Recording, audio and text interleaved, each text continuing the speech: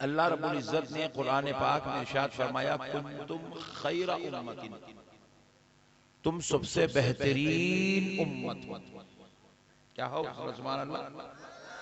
تم سب سے بہترین امت، یعنی کہ آدم علیہ السلام کی امت سے بھی بہتر تم ہو، ابراہیم علیہ السلام کی امت سے بہتر تم ہو، موسیٰ علیہ السلام کی امت سے بہتر تم ہو، عیسیٰ علیہ السلام کی امت سے بہتر تم ہو۔ الغرض تم سے پہلے جتنی امتیں گزری ہیں وہ ساری امتیں جتنی اچھی تھی، جتنی فضیلت والی تھی، جتنی عظمت والی تھی، ان سے زیادہ بہتر تم ہو، ان سے زیادہ فضیلت والے تم ہو، ان سے زیادہ بہترین تم ہو، ان سے زیادہ اچھے تم ہو۔ ہم بڑے پریشان ہو گئے کیونکہ اب جو آدمی آج 14ویں صدی میں قرآن پڑھ رہا ہے، وہ قرآن پڑھنے والے نے جب یہ آیت پڑھا تم سب سے بہترین امت ہو، وہ بیچارہ گناہگار پڑھ رہا ہے، خطاکار پڑھ رہا ہے، سیاہکار یہ آیت پڑھ رہا ہے، وہ غلطیاں کرنے والا یہ آیت پڑھ رہا ہے، شراب پینے والا یہ آیت پڑھ رہا ہے، زنا کرنے والا یہ آیت پڑھ رہا ہے، چوری کرنے والا یہ آیت پڑھ رہا ہے۔ تو بڑے تعجب میں پڑ گیا، اے اللہ میں تو گناہگار ہوں، میں خطاکار ہوں، میں سیاہکار ہوں، مگر میں اللہ میں بہترین کیسے ہو سکتا ہوں؟ اے اللہ وہ بھی پچھلی امتوں سے زیادہ بہتر کیسے ہو سکتا ہوں؟ کیونکہ مولا اس امت کی عمر 60 سال 70 سال 80 سال ہے، وہ امتوں کی عمر 500 سال 700 سال تھی۔ اے اللہ میں چھوٹی عمر والا ان بڑی عمر والوں سے بہتر کیسے ہو سکتا ہوں؟ میں گناہگار ہوں مولا، میں خطاکار ہوں مولا، اور تو قرآن میں کہہ رہا ہے تم سب سے بہترین امت ہو۔ مولا یہ بات سمجھ میں نہیں آئی۔ پھر ایک نیکوکار نے قرآن پڑھا، وہ نیکوکار تھا، نمازی تھا، متقی تھا، پرہیزگار تھا، عابد تھا، زاہد تھا، روزے دار تھا، حج کرنے والا تھا، زکوٰۃ کا ادا کرنے والا تھا۔ اس نے پڑھا کنتم خیر امت، تم سب سے بہترین امت ہو۔ وہ بھی بڑا پریشان ہو گیا، بولے مولا کیا میں نماز پڑھ کے، روزہ رکھ کے، زکوٰۃ دے کے، حج کر کے کیا پچھلی امتوں سے بہتر ہو سکتا ہوں؟ کیا حضرت آدم کی امت سے بہتر کیسے ہو سکتا ہوں؟ حضرت موسیٰ کی امت سے بہتر کیسے ہو سکتا ہوں؟ حضرت عیسیٰ کی امت سے بہتر کیسے ہو سکتا ہوں؟ تو بارگاہ الہی سے جواب آیا، بندے قرآن دیکھ کر تو پڑھ، سمجھ کے تو پڑھ، میں آخر کہہ کیا رہا ہوں؟ میں نے کہا تم خیر امت، تو سب سے بہترین امت ہے۔ کیا ہے؟ زور سے بولو، امت ہے کیا ہے؟ اور ذرا زور سے بولو، امت کا مطلب کیا ہے؟ ذرا اس کو سمجھو۔ دیکھو اگر کوئی شخص یہاں بولا یہ میرا بیٹا ہے تو نسبت کس کی طرف ہوئی؟ باپ کی طرف۔ اگر کوئی بولا یہ میرا پوترا ہے، نسبت کس کی طرف ہوئی؟ دادا کی طرف۔ کوئی بولا یہ میرا مرید ہے، نسبت کس کی طرف ہوئی؟ مرشد کی طرف۔ کوئی بولا یہ میرا شاگرد ہے، نسبت کس کی طرف ہوئی؟ استاد کی طرف۔ کوئی کہے یہ بندہ ہے تو نسبت کس کی طرف ہوئی؟ خدا کی طرف۔ اب رب کیا کہہ رہا ہے؟ کنتم خیر امت، امت کہہ رہا ہے تو نسبت کس کی طرف ہوئی؟ مصطفیٰ کی طرف۔ تو رب کہہ رہا ہے میرے بندو میں نے تمہیں فضیلت تمہارے نیکیاں دیکھ کے نہیں دی یا گناہ دیکھ کے نہیں دی، تم کو فضیلت مصطفیٰ کی نسبت۔ نعرہ تکبیر، نعرہ تکبیر، نعرہ رسالہ، علامہ احمد نقشبندی صاحب قبلہ، نعرہ تکبیر۔ میں نے تم کو یہ فضیلت مصطفیٰ کے وسیلے سے عطا فرمائی ہے۔ نبی کے صدقے میں ہم فضیلت والے ہو گئے۔ ہمارے اعمال تو اب ہو رہے ہیں، ہم تو دنیا میں اب تشریف لائے ہیں، ہم تو 14ویں صدی میں پیدا ہونے والے ہیں، کچھ لوگ 13ویں صدی میں پیدا ہوئے، کچھ 12ویں صدی میں پیدا ہوئے، کچھ 7ویں صدی میں پیدا ہوئے، مگر قرآن تو مصطفیٰ کے زمانے میں نازل ہو رہا ہے۔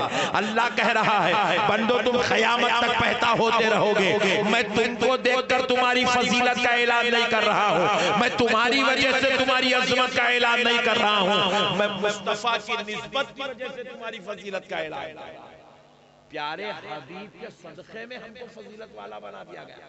نہیں، اور جو بھی نعمت ہمارے پاس ہے یاد رکھو مسلمانوں یہ نبی کے صدقے میں ملی ہے. نماز ہمارے پاس ہے، دینے والا خدا ہے، دلانے والے مصطفیٰ ہے. قرآن ہمارے پاس ہے، بھیجنے والا خدا ہے، ہمیں پہنچانے والے مصطفیٰ ہے. ارے ہمارے پاس عبادت ہے، کرنا خدا کے لیے ہے مگر کروانے والا مصطفیٰ ہے. ہمارے پاس ماں باپ ہے، ماں باپ کا دینے والا خدا، ماں باپ کا احترام سکھانے والا. ہمارے پاس دولت ہے، دولت کے اسباب بنانے والا خدا، حلال اور حرام کی تمیز کرانے والا مصطفیٰ ہے. نبی کے بغیر کچھ بھی نہیں ہے. بولو جی، یہاں دکھ رہا جھارکھنڈ والوں والے خاموش بیٹھے ہوئے گھر گھر کے دیکھ رہے، ٹینشن میں ہے کیا؟ کچھ چھمٹی امٹی ہونے کا دل.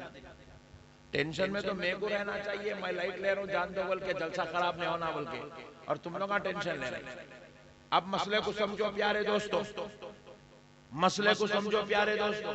اب ہمارے پاس جو نعمتیں ہیں دینے والا خدا ہے، دلانے والے مصطفیٰ ہے. آج کائنات کا ہر شوہر اپنی بیگم کا حق ادا کر رہا ہے، بیگم کو اچھا اچھا کھانا کھلا رہا ہے، بہترین کپڑے پہنا رہا ہے، اس کی عزت کر رہا ہے، اس کا حق ادا کر رہا ہے، اولاد کے ساتھ حسن سلوک کر رہا ہے، اولاد کی تعلیم و تربیت کر رہا ہے، اولاد کو نیک بنانے کی کوشش میں لگا ہوا ہے، اس کی تقوی کے لیے کوشش کر رہا ہے، اس کو کامیاب بنانے کی کوشش کر رہا ہے. ارے بیوی اور بچوں کا دینے والا خدا ہے تو ان کا حسن سلوک سکھانے والا. اگر نبی نہیں سکھاتے تو اپن بھی اللہ ملیہ کے جیسے رہتے تھے. نبی کا صدقہ ہے انسان بن گئے ہیں. نہیں، ہمارے پاس انسانیت کیا ہے؟ ہمارے پاس انسانیت کا نام ہے محمد رسول اللہ. پیارے نبی کے صدقے میں انسان بنے ہوئے ہیں. اور جو لوگوں کے پاس آپ غور کر کے دیکھو، آپ غور کر کے دیکھو، جتنے لوگوں کے پاس بھی آج ظلم ہے، زیادتی ہے، شرارت ہے. کئی لوگ ایسے ننگے پھر رہے مارکیٹ میں، ننگے پھر رہے، کپڑے پہننے کی تمیز نہیں، نالائقوں کو ننگے پھر رہے. ارے میں بولا انہیں ننگا کے ہوا، پیسے والا بھی ہے، عقل والا بھی ہے، جسم والا بھی ہے، علم والا بھی ہے، مگر اس کو ننگے میں کپڑے میں فرق نہیں ہے، ننگا پھر رہا. جب غور کر کے دیکھے تو پتا چلا اس کا سب کچھ تو ہے مگر مصطفیٰ کی تعلیمات نصیب نہیں، نبی کا طریقہ نصیب نہیں ہے، اس لیے ننگا پھر رہا ہے. کئی لوگوں کو آپ دیکھیے مڈرا کرتے پھر رہے ہیں، ڈکیٹی کرتے پھر رہے ہیں، ظلم زیادتی کرتے پھر رہے ہیں، شرارت کرتے پھر رہے ہیں، پورے ملک کو پریشان کر کے رکھے ہوئے ہیں. ہم نے پوچھا اے اللہ یہ کیسی قوم ہے جو جانوروں کا پیشاب پی رہی ہے؟ تو اب کی بارگاہ سے آواز آئی، بندو دیکھتے نہیں ہو ان کے پاس سب کچھ تو ہے مگر پیارے مصطفیٰ کی تعلیم نصیب نہیں. جن کے پاس سے نبی کی تعلیم ختم ہو جاتی ان میں انسان اور جانوروں میں فرق بھی ختم ہو جاتا. انسانوں اور جانوروں میں فرق ختم ہو جاتا. آج ہم لوگ انسان بنے ہوئے ہیں، ہم جانوروں کا پیشاب نہیں پیتے ہیں، انسانوں کا پیشاب نہیں پیتے ہیں. ہم کائنات کی کسی شے کو اپنا خدا نہیں مانتے ہیں. کیوں نہیں مانتے؟ یہ ہمارے لیے عزت و فضیلت کی بات کیوں بن گئی؟ اس لیے بن گئی کہ یہ تعلیم ہمیں آمنہ کے لال نے عطا فرمایا ہے، رحمت للعالمین نے ہمیں یہ درس سکھایا ہے. سرکار کے صدقے جاؤ. اب اسی لیے تو ہم لوگ آپ بازو والوں کو بولتے رہتے ہیں، ارے میاں یہ جو کچھ بھی تیرے پاس نعمت ہے، ٹوپی پہن رہا، داڑھی چھوڑ رہا، کرتا پیجامہ پہن رہا، نماز پڑھ رہا، دین کا کام کر رہا، یہ سارا کا سارا صدقہ پیارے مصطفیٰ کا ہے. نبی کے صدقے میں تیرے کو یہ سب نعمتیں ملی. نبی نہیں ہوتے تو بھی جانوروں کی طرح ہوتا. نبی نہیں ہوتے تو تم بھی اپنی بیویوں کا قتل کرنے والے بنتے. نبی نہیں ہوتے تو اپنی بچیوں کو زندہ دفن کرنے والے ہوتے. یہ نبی کا صدقہ ہے کہ ہمیں دین بھی نصیب ہو رہا ہے، اخلاق بھی نصیب ہو رہے ہیں، کردار بھی نصیب ہو رہا ہے، انسانیت نصیب ہو رہی ہے. تو آؤ آج یہ بات سوچ کے چلو، آج کے بعد جئیں گے تو کافروں کے طریقے پر نہیں، مدینے والے مصطفیٰ کے طریقے پر. نبی کے طریقے پر جئیں گے.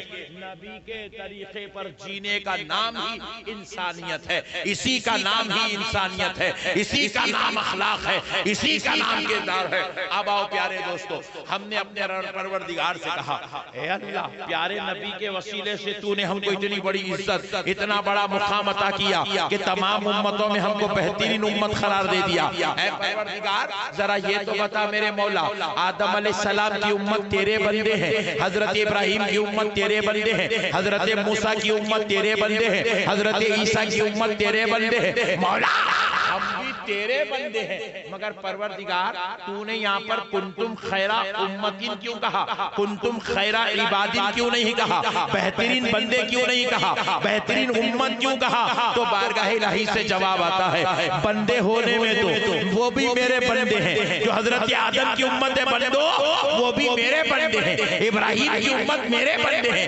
عیسیٰ کی امت میرے بندے ہیں, موسیٰ کی امت میرے بندے ہیں, محمد کی امت میرے بندے ہیں. بندے ہونے کے اعتبار سے تم سب ایک ہو, مگر تمہیں فضیلت بندگی کے اعتبار سے نہیں, مصطفیٰ کی غلامی کے اعتبار سے عطا کیا جا رہا ہے, نسبت مصطفیٰ کی وجہ سے دیا جا رہا ہے. اب ذرا غور کرو پیارے دوستو, حضرت آدم آئے, صرف مکہ, شہر مکہ احترام والا, عزت والا تھا. حضرت نوح آئے, شہر مکہ عزت والا تھا. حضرت موسیٰ آئے, شہر مکہ عزت والا تھا. حضرت عیسیٰ آئے, صرف شہر مکہ عزت والا تھا. دنیا میں مکے کے علاوہ 1,24,000 پیغمبر آئے, مگر کوئی دوسرا شہر, دوسرا علاقہ عزت والا, احترام والا, ادب والا, تعظیم والا, مقام و مرتبے والا نہیں بنا. مگر آمنہ کے لال آ گئے, پیارے مصطفیٰ آ گئے, حضور بھی آئے تو مکے میں ہی تشریف لائے. حضور کی ولادت مکے میں ہوئی, حضور کی پیدائش مکے میں ہوئی, تو مکہ تو پہلے سے فضیلت والا تھا. آمنہ کے لال آ گئے اور عزت والا ہو گیا اور احترام والا ہو گیا. مگر پیارے مصطفیٰ نے شہر مکہ میں 53 سال اپنی زندگی کے گزارے. مکہ عزت والا رہا, مکہ احترام والا رہا, شہر مکہ تعظیم والا رہا. مگر جب 53 سال گزارنے کے بعد پیارے مصطفیٰ نے شہر مکہ کو چھوڑ دیا, رب کے حکم پر ہجرت کا حکم ہوا, پیارے مصطفیٰ نے چھوڑ کے اب حضور مکے سے ہجرت کر کے یثرب کی طرف تشریف لے جا رہے ہیں, یثرب کی طرف تشریف لے جا رہے ہیں. جیسے ہی پیارے مصطفیٰ نے یثرب میں قدم رکھا تو اب یثرب نہ رہا, مدینہ بن گیا, مدینہ بن گیا. تو اب تک مکہ عزت والا تھا, مصطفیٰ کے قدم کی برکت دیکھیے, مدینہ بھی عزت والا ہو گیا, مدینہ بھی احترام والا ہو گیا, مدینہ بھی حرم کا درجہ پا گیا, مدینہ بھی معزز و محترم ہو گیا, شان و عظمت والا بن گیا. تو پتہ کیا چلا, اللہ نے پیارے مصطفیٰ کو اس شان کا مالک بنایا, اس رتبے کا مالک بنایا کہ حبیب خدا قدم رکھ دے تو شہر مدینہ حرم والا ہو گیا, عزت والا ہو گیا. ایک بات سن لو دوستو, حضرت نبی مکرم صلی اللہ علیہ وآلہ وسلم پیارے حبیب علیہ السلام جب یثرب میں قدم رکھ رہے تھے, تو حضرت ابو بکر ساتھ میں تھے, حضرت عمر ساتھ میں تھے, حضرت عثمان ساتھ میں تھے, اور دیگر جلیل القدر صحابہ پیارے مصطفیٰ کے ساتھ تھے. صحابہ اکرام نے دیکھا کہ اب یثرب میں, اب صحابہ نے دیکھا کہ ہم یثرب میں داخل ہو رہے ہیں, تو صحابہ نے اپنے اماموں کے کپڑے لے کر اپنے ناک اور منہ پہ ڈھانک لیے. رسول اللہ نے پوچھا, صحابیوں تم نے اپنے چہروں پہ کپڑوں کو کیوں ڈھانپ لیا؟ تو صحابہ اکرام نے عرض کیا, یا رسول اللہ اس لیے ڈھانک لیے کیونکہ ہم نے سنا ہے کہ یہاں کی ہوا میں بیماریاں ہیں, یہاں کی ہوا میں وبائیں ہیں, یہاں کی ہوا میں امراض ہے. ہم نے اس لیے اپنے چہروں کو کپڑوں سے ڈھانک لیا تاکہ یہاں کی ہوا ہمارے اندر داخل نہ ہو. تو پھر پیارے حبیب علیہ السلام نے کہا, صحابیوں اپنے چہروں سے کپڑوں کو ہٹا دو, دیکھو میں نے یثرب میں قدم رکھ دیا ہے اور میرے قدم کی برکت یہ ہے اب یثرب گناہوں کا, بیماریوں کا, وبا کا, امراض کا مرکز نہیں رہا. اس قدم کی برکت سے اب مدینہ شفا کا مرکز بن گیا ہے، رحمت کا مرکز بن گیا ہے، اللہ کی نعمتوں کا مرکز بن گیا ہے۔ پیارے دوستو قربان جاؤ اللہ اور اس کے رسول کی رحمت پر۔ اللہ رب العزت نے مدینے کو اس امت کے لیے حرم کا درجہ عطا فرمایا۔ صدقہ مصطفیٰ کا ہے، صدقہ مصطفیٰ کا ہے۔ اب اور ایک بات بھی سن لیجئے، اللہ نے کتابیں نازل کی، توریت اللہ کی کتاب ہے، زبور اللہ کی کتاب ہے، انجیل اللہ کی کتاب ہے، صحیفہ سلیمان اللہ کی کتاب ہے۔ یہ جو ساری کتابیں آسمان سے نازل ہو رہی ہے یہ سارے کلام اللہ کے ہیں۔ توریت اللہ کا کلام، زبور اللہ کا کلام، انجیل اللہ کا کلام، مگر اے پیارے دوستو ذرا غور کر کے سنو، قرآن مجید بھی اللہ کا کلام ہے، قرآن مجید بھی اللہ کا کلام ہے۔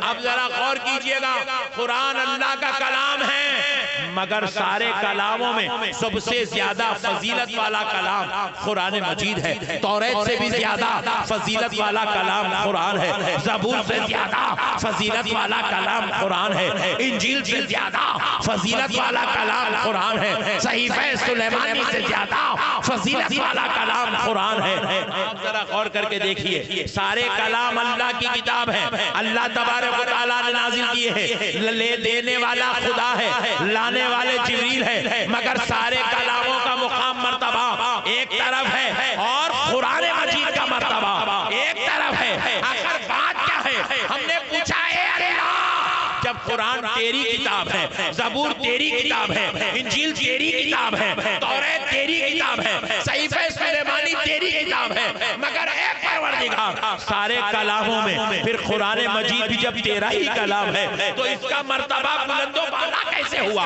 اس کا مرتبہ سب سے افضل و اعلیٰ کیسے ہوا؟ تو بارگاہ الہی سے جواب آیا، بندو دیکھتے نہیں ہو ہر کلام تو میرا ہے مگر کسی اور پیغمبر پہ نازل ہو رہا ہے۔ قرآن کا مرتبہ اس لیے بڑا ہے کیونکہ وہ کلام میرے مصطفیٰ پہ نازل ہو رہا ہے، میرے حبیب پہ نازل ہو رہا ہے۔